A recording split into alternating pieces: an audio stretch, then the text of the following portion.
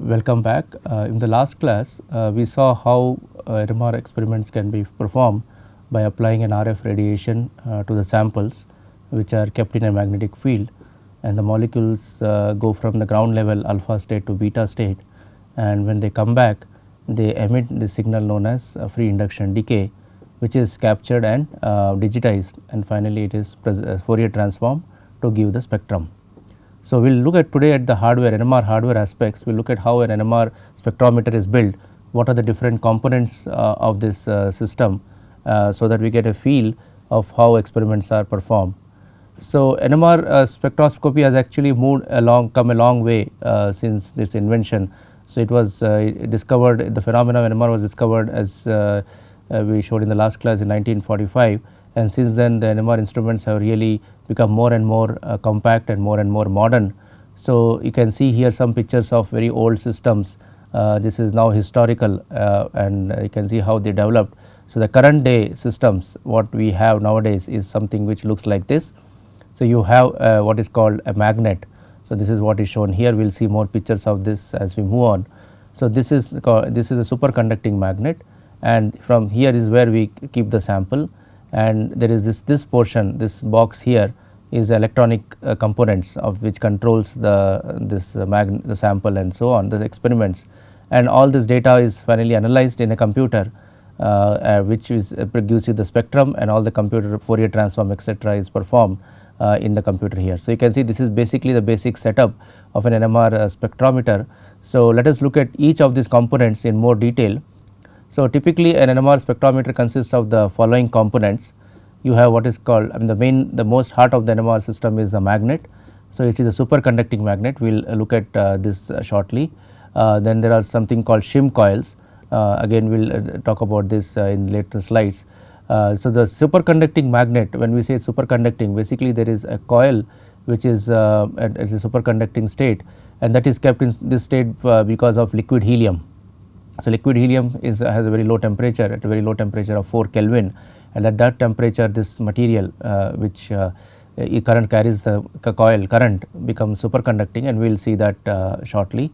The next major component of NMR spectrometer is probe.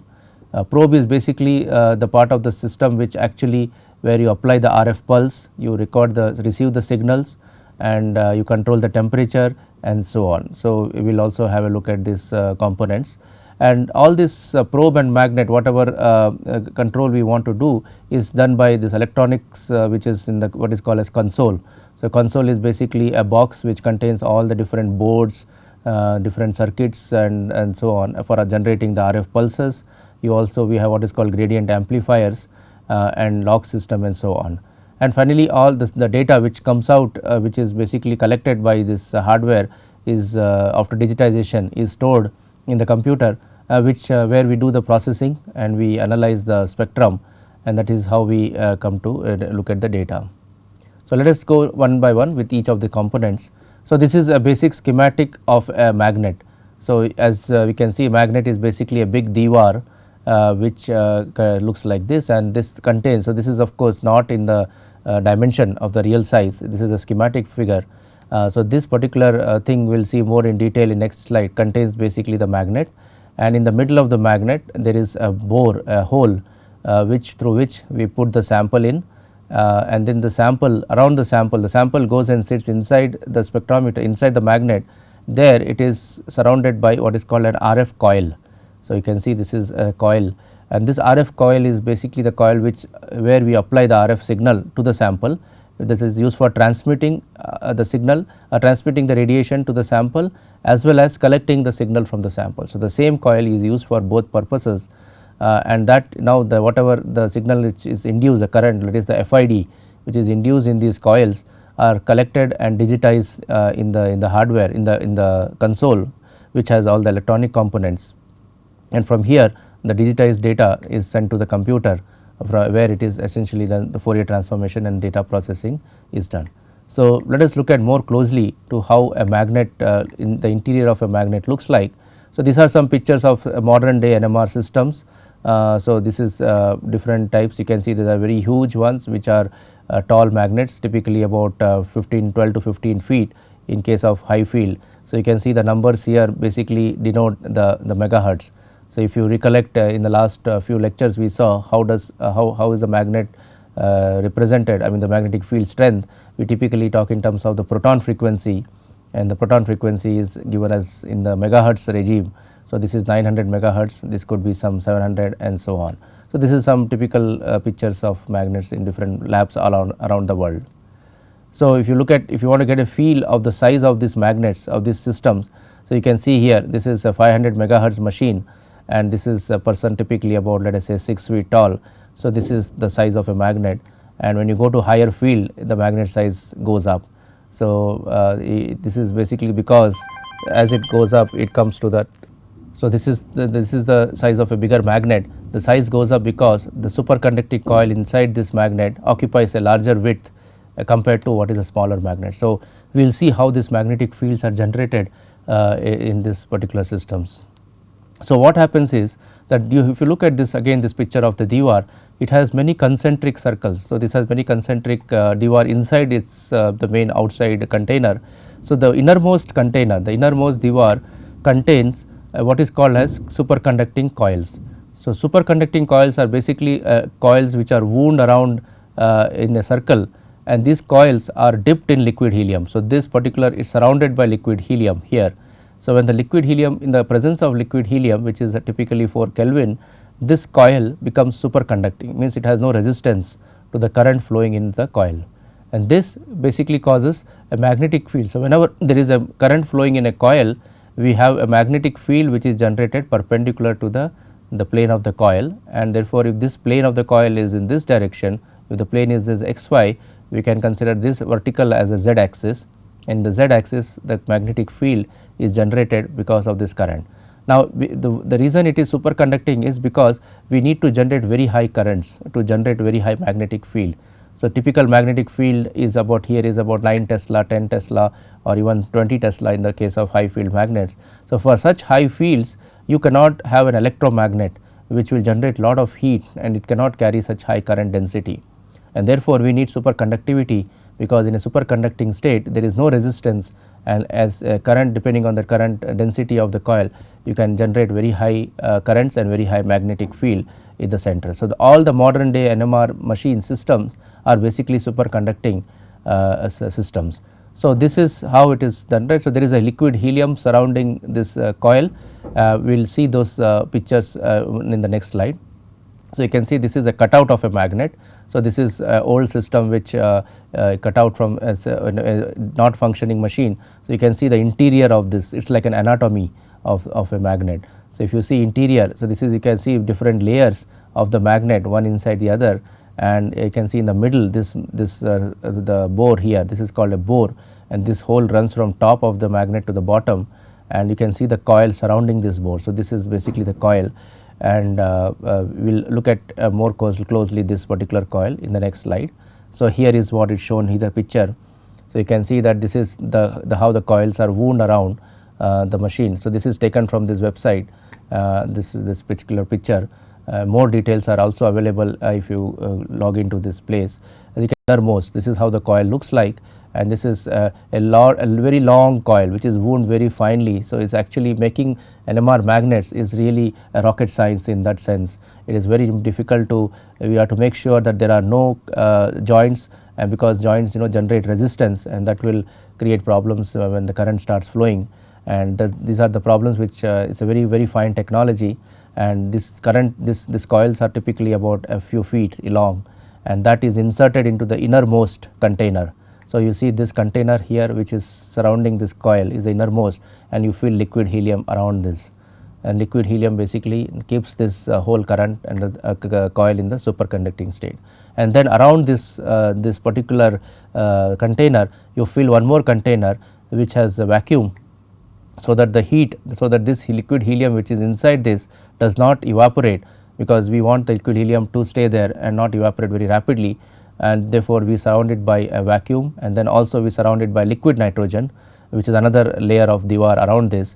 The liquid nitrogen helps in reducing the evaporation rate of liquid helium, and then again you have a vacuum and so on. So, you have different concentric layers to prevent the liquid helium inside the innermost container to start evaporating, but of course one cannot avoid evaporation. So, liquid helium very slowly evaporates and one has to refill helium every few months or once in few months, because their slow evaporation is always unavoidable.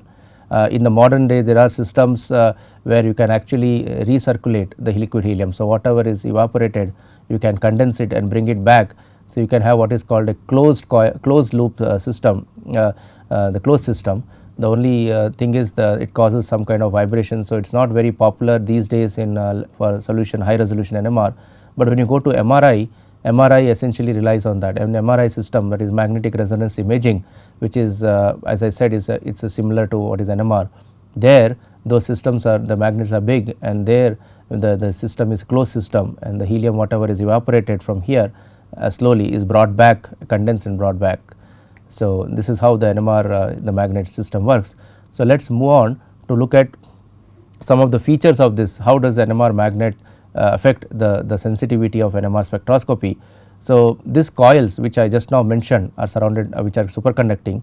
They are basically made of niobium titanium or niobium tin alloy, and making these alloys and this coil, as I said, is a very hot area of research. People are working on this because we have reached kind of a limit to generate very high magnetic field. So, there is a lot of work being done on how to increase the magnetic field. So, there is a work going on in the area of finding new types of alloys or high TC superconductors which can carry instead of liquid helium we can do at liquid nitrogen temperature. So, that is one of the areas of research which is happening. And these magnets have to be on the vibration free, because what happens is our ground, even though we do not feel the vibrations, there is always some kind of motion of the ground, and that is transferred to the magnet. And if that is transferred to the magnet, the coil, then there is a lot of loss in signal to noise, or there is increase in the drift of the magnet and so on.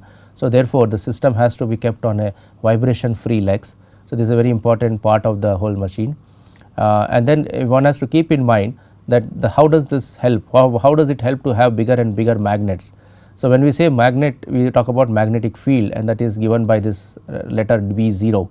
This is what we have been using in the last few lectures, we have been seeing that. So, when you increase B0, the magnetic field increases by to the power 3 by 2. So, this is an important point here. It is not just linear increase, it is increased by a factor of 3 by 2, and this is tremendous. So, if you go from 500 megahertz to 800 megahertz, although you have gone only by 60%, you actually double the sensitivity. So, sensitivity is basically the holy grail in NMR. There is always there is a push for going to higher and higher sensitivity, and therefore, a lot of money has and research goes on in how to increase the magnetic field, and that is a major focus. The more the frequency, the other thing which we will see later along when we go along the course is that as you increase B0, one more important gain what you get is resolution.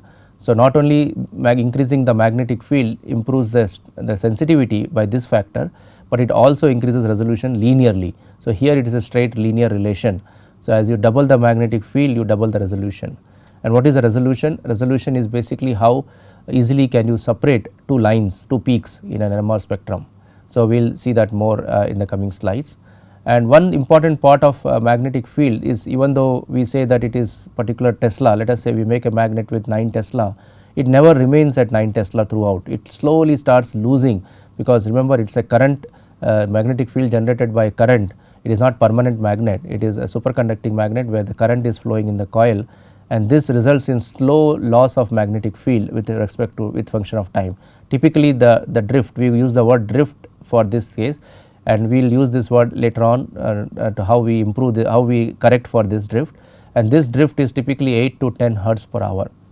And this is a very important point, is because in 1 hour this means is in 1 hour the magnet has become less by 10 hertz. So, instead it is a 900 megahertz, it loses 10 hertz let us say in 1 hour. So, this is typically the drift rate for a good magnet, for a new magnet, and the reason is that the lines which we observe, the peaks which we observe in an NMR spectrum is also typically of this magnitude. So, therefore, if we do not correct for this drift, our lines will have an additional 10 hertz broadening increase, and that causes a resolution problem, and therefore, there is a mechanism to correct for this drift in real time. So, the thing is we are correcting for the drift in the spectrum, but we do not correct it in reality, in the sense the magnetic field continues to change to drift, but internally we try to correct it by applying a mechanism which we will see that. So, this is the schematic of the console which I mentioned, which contains the hardware, that electronics part. So, you can see there are different components. We will not be able to go in detail for each and every component, but the major three things which we will look at today is basically this, what is called a lock system, and this is called shim coils and a probe. So, let us look at a probe first. What is a probe? Probe, if you again refer to this diagram which we looked at for the magnet, in the center of the magnet there is what is called a bore, a hole. So, that bore runs all the way from top to the bottom, and that bore is what contains a thing called probe. So, this is this green color thing which is shown in a T shape. This is what is shown in a real picture of a probe. It looks like this. So, probe is essentially the hardware part where we put the sample. So, you see this arrow where is pointing now, this is where the sample is stored. So, when you drop the sample, we drop it from here, from the top of the magnet, it comes all the way down and it sits somewhere here, and that this part is this part here, this black color here, the coil. So, you can see this is called an RF coil. The RF coil is the one which, now when the sample is sitting in the middle, the RF coil generates energy, transmits the RF radiation to the sample and also receives receives the energy from the sample, the signal from the sample, and this signal is further converted, and this is how these are different capacitors and resistance, and this is this signal which comes out is then digitized and further taken into the next part of the spectrometer. So, this is probe is a very important part, because this is where we actually apply the energy to the sample, and that is where the resonance concept comes into picture. So, we will look at more of this probe. So, this is how a sample tube sample looks like. So, this is how we insert a sample. So, this typically the height of this tube what you see here is about 6 to 7 inches, and the sample is at the bottom part of this tube. So, this is how a sample will look like, and this is how a tube looks like, and then you insert this in the top of the magnet, and it comes all the way down and it sits here and in the probe. So, this is again a figure drawing of a probe. So, in modern day spectrometers, NMR spectrometers, there are two types of probes which one should know. One is called room temperature probe. Room temperature, as the name suggests, it basically the probe is at the room temperature, means it is operating at the regular temperature. It can increase a little bit higher, we can go to higher temperature, or it can be lower to probably 0 degrees or little lower also. So, this is called a room temperature probe, because the probe as such is at room temperature and the sample temperature can be varied, but this is a standard operation. But nowadays we have what is called very sensitive cryogenic probes. So, in this kind of probes, what happens is the RF coil which we saw in the previous slide is actually cooled. It is not in room temperature, it is cooled to a very low temperature by helium gas. So, that is the gas, this is not liquid, and the helium gas is typically kept at this temperature of 15 to 25 Kelvin.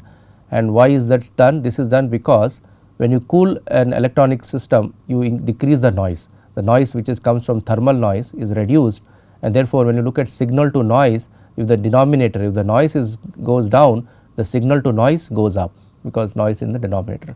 So, this is what basically we are trying to achieve. The signal is not changed, the sample signal, remember signal comes from the sample. We will look at this also later. The signal comes from the sample and the magnet, the signal height, but the noise is essentially because of the different contributions from thermal noise and electronics, and that is reduced if you go down to low temperatures. So, we increase signal to noise. So, this is a very important concept, because this is what the modern day probes, spectrometers at high field. So, when you go beyond 500 megahertz like 600, 700, 800 and a gigahertz, those kind of system invariably nowadays are come with cryogenic probes. So, again this is more detail about a probe, how it looks like. So, basically the main point here is that these coils, they actually wrap around the sample. So, you can't have, the sample is very tightly wrapped around by this coil, and that is called a filling factor, and these are different more technical details. So, essentially the point here is that the sample is very close to the coil, and whatever signal is given emitted from the sample is immediately taken up by the coil which is in the vicinity. So, this is the picture of a coil. So, this is a Helmholtz coil. So, you can see this is how the coil is built and the sample is sitting in the center, that is how we insert the sample, and the effective volume of the sample is shown here. So, and this transmits the current in the perpendicular direction. So, if you can remember this idea which we discussed in the last class, the RF radiation which is applied is always applied perpendicular to B0. So, you see the B0 is facing in the z axis, in the vertical z direction, and the current the radiation RF pulse which we apply is always perpendicular to B0. So, it can be either in the x direction or y, but this will be always in the z. So, this is how these currents are applied. The RF coils actually again depends on what kind of nucleus you are studying. So, sometimes we study hydrogen, we are looking at proton, we look at carbon 13, we may look at fluorine, 19 fluorine, or we may be studying phosphorus and silver and so on. So, there are varieties, as we saw in the very first class, that this is called NMR periodic table. We have the entire periodic table, many elements are amenable to NMR spectroscopy, and therefore, one has to now generate frequencies which are tuned to the frequency of a particular nucleus. For example, when I say 500 megahertz, 500 megahertz is basically a frequency of our hydrogen, but for carbon it will not be 500, it will be 125 megahertz. Similarly, for nitrogen it will be 50 megahertz. So, therefore, for different type of nucleus we need to have different type of frequencies, and all this is done with a single probe. The same probe has to be used for different nuclei, we do not change the probe. So, therefore, each time when you study carbon 13 or you study nitrogen fluorine or nitrogen, you will have to tune, it is like a radio, like we tune the radio to different frequencies. Similarly, the coils have to be tuned to different frequencies, so that we get maximum benefit or sensitivity for studying that particular kind of coil. So, this is a basic idea behind RF coil, and the next important thing in NMR is what is called shimming. In shimming, what happens is the following. So, you have this again a schematic of a sample which goes and sits in the center of the magnet, and here what happens is there are this whole sample is now surrounded by magnetic field. Remember, the magnetic field is throughout and it is in the z direction, but you can see in this picture the molecule, let us say this sample contains some molecules, and one molecule sitting in the bottom of the tube experiences some kind of a magnetic field which is not the same as the magnetic field experienced by a molecule here. Therefore, these two molecules will not have the same magnetic field, and because of this equation omega equal to gamma B0, if B0 is different here and here, then omega also becomes different here and here, and that basically causes line broadening. The lines will look broad, we will see that in the next slide also. So, to avoid that kind of a difference, we have to make the system uniform, means homogeneous. The magnetic field has to be same every part of the sample, similar. So, remember, this blue portion which is shown here is only about 2 centimeters long, which is 20 millimeters. So, in that particular portion of the sample, we want to keep the magnetic field as homogeneous or as same throughout the sample, and that process of going from this inhomogeneity to this homogeneous state is known as shimming. So, shimming is the word used for.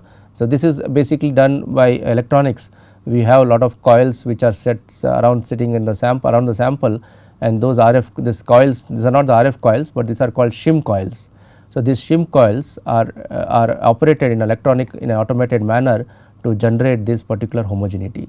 So, this is a very important point which is shown here. You can see this is an NMR sample tube, and here the different, let us say we are looking at a particular molecule. So, we are looking at CH3 and different CH3s and the same molecule, CH3 here sitting here, one molecule, another molecule is here, another molecule is here, and because they are located in different parts of the sample, if the homogeneity is not good, then each CH3 will have a different frequency, because each CH3 has different B value. So, because of that you get something like this, a peak which looks very broad and difficult to analyze. But if I do a shimming, in a shimming process we actually make the magnetic field equal everywhere. So, that is what we saw in the last slide, and if you do that with different shim coils. So, here for example, there is a shim coil name given, Z1 shim, Z2 shim, etc. By doing those kind of shimming, you get a very nice line shape, and this is very sharp, and this is what is very important for analyzing. So, we cannot analyze or interpret this kind of a spectrum in solution. Remember, we are all talking about this in solution state. In solid state the matter is different, where the lines are inherently broad, but we are only talking about solution NMR, and there you can see that this particular line is very sharp, nice, and can be analyzed. So, shimming is very important process, and nowadays is done automatically by the computer with very less of manual intervention. So, the other thing which we looked at, I showed you, is what is called lock. So, this is required because remember I mentioned in the last few slides that the magnetic field drifts with time. No magnetic field can be constant throughout. So, it always drifts to some extent, sometimes it is as low as 5, sometimes it can be as high as 20 hertz per hour.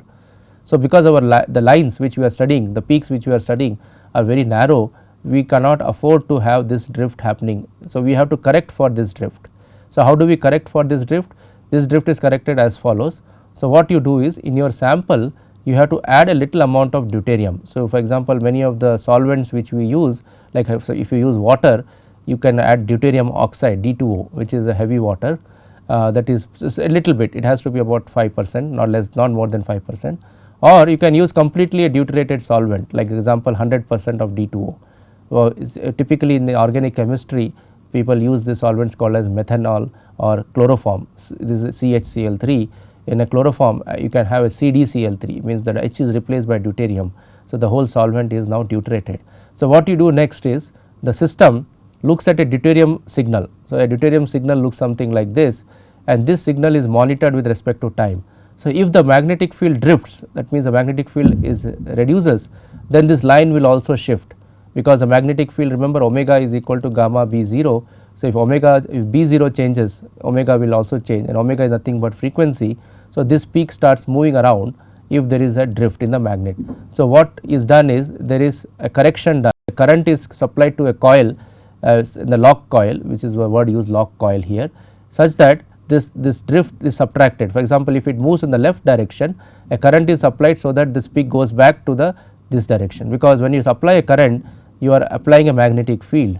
So, if the main magnetic field shifts by some amount, you can nullify it by applying a small current in the negative direction and move the peak back. Similarly, if the peak moves in this direction, you can apply a little extra current so that you add to the magnetic field and it comes back here. So, this is done in real time. That means, when you are recording your spectrum, this continuously keeps happening in the background, and that is called a lock, drift correction. So, lock is basically, the word lock means you are locking the magnetic field to a particular value, and this is a very important point because this has to be done for every sample every time we record NMR data, and again this is done typically in solution state, because the drift which I said matters most in solution, not in solid state. So, this lock correction is mainly applicable to solution NMR. So, there is another important thing is called gradients. If you again in MRI we rely on images. So, this is mainly helpful in MRI as well as in new NMR experiments. In NMR experiments we want to do sometimes what is called solvent separation, water separation. As we go on we will see this more in detail. There we have a small gradient. This is gradient is nothing but a coil is on the RF coils. In the RF coil you see here is a small gradient which is a current is flown in this coil, a current is flown in this coil which generates a magnetic field. So, you see this is very similar to the superconducting, but it is not a superconducting coil, it is a room temperature, and a small magnetic field is generated in the z axis.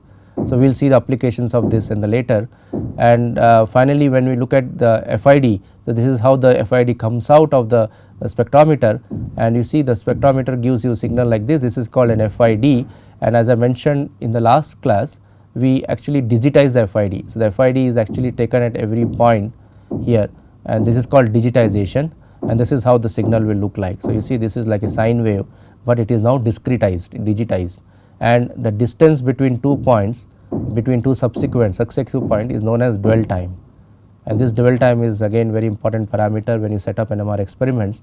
So, this is very useful to keep in mind, and this FID is sampled. So, we use the word sampling, we sampled at regular intervals. So, this is finally this digital data is what is given to the computer, and that is finally what is Fourier transformed, and a spectrum is given to you. So, this digitization is essentially carried out by what is called an ADC, analog to digital converter. So, this is how it digitizes the signal FID, and it is stored in the computer. So, this basically brings us to the end of the hardware. This was a very brief overview of what a hardware, NMR hardware looks like. There are many more details which one can go into, but as far as practical aspects are concerned, we have looked at the main components.